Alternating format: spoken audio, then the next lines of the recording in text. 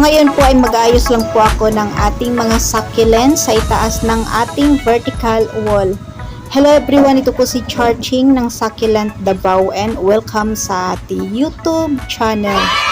And for today's video, so ito guys, at ipagpatuloy natin yung pag-ayos dito sa ating mga halaman sa itaas po ng ating vertical wall. So ano pa rin po, magtatanggal po tayo ng dry leaves and then mga damo or yung mga nagsitubo ang rhizal sa ating soil. So heto guys yung aking mga leaf propagation. So ayan, yung iba dito ay successful and then yung iba naman po guys ay nag-dry. So dahil sa nung last week ay sobrang init po dito sa ating location and then ngayon ay naman po makulimlim and then ayan sila guys, yung iba naman po ay meron ng pops and then heto guys yung aking cutting na to siya, nakalimutan ko yung biltana. So ito guys yung ating biltana. So ayan, nakat ko na po siya and then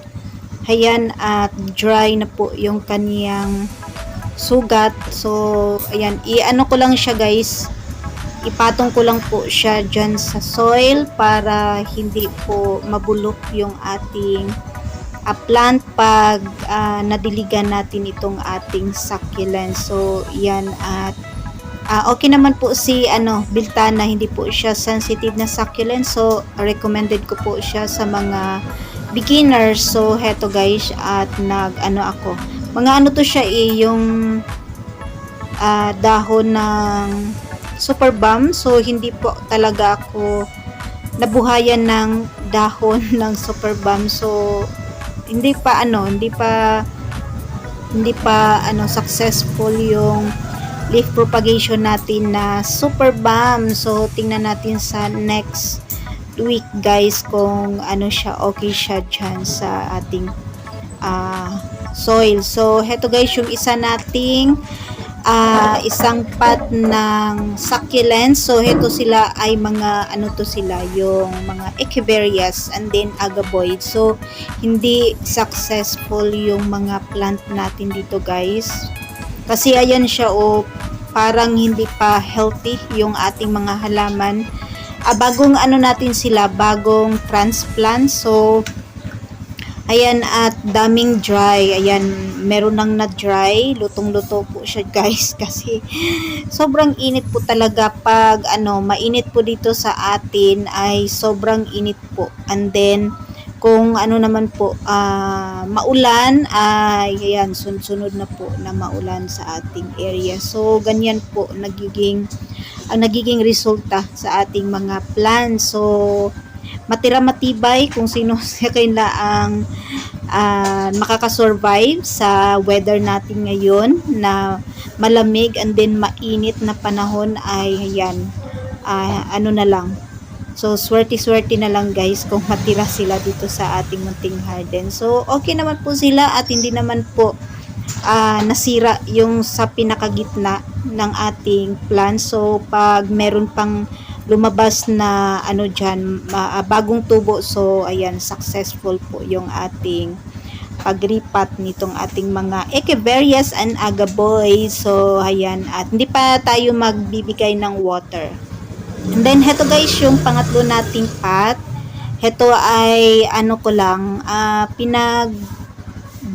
dinagdagan ko lang ng plant itong kasama nitong ating Laura. So yung ating Laura guys ay ayan, sobrang ganda ng kulay.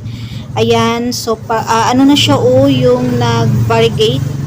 Ayan, merong lumabas na variegation. And then heto guys yung cuttings natin na Luella, crested Luella. So ayan, na sila, stable na sila.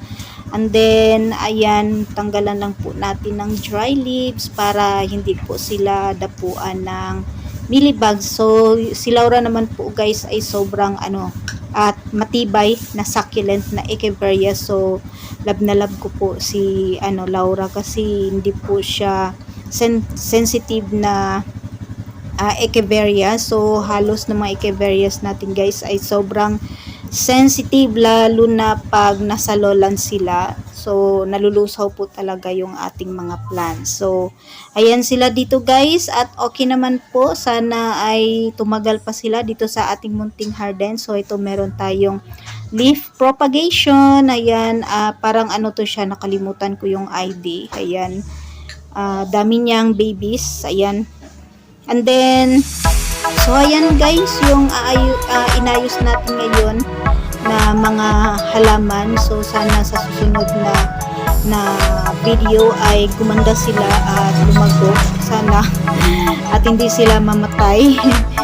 So bago po tayo mag-end ay gusto ko munang magpasalamat sa inyong lahat, sa lahat pong nag-subscribe dito sa ating YouTube channel at patuloy na sumusuporta dito sa ating YouTube channel. At kung kayo ay hindi pa po nakapag-subscribe at kung gusto niyo po ang ganitong topic, please do subscribe sa ating YouTube channel and don't forget to hit the notification bell para updated po kayo sa mga susunod nating videos. So ayan, at pagpatuloy natin yung pag-ayos dito sa ating mga halaman. So ito guys at medyo stable na. So ayan, at pag hindi na sila maalog-alog ay meron na po yung root. So hindi pa rin po tayo magbibigay ng water. Hintayin po natin mag-dry yung kaniyang soil. Saka natin sila bigyan ulit ng water. So ayan guys, ang update sa ating mga halaman sa itaas ng ating vertical wall. At mamaya ay aayusin ko rin yung iba nating halaman doon sa itaas ng ating vertical wall. And that's for today guys. Maraming salamat po sa inyong panonood dito sa ating YouTube channel. Thanks for watching.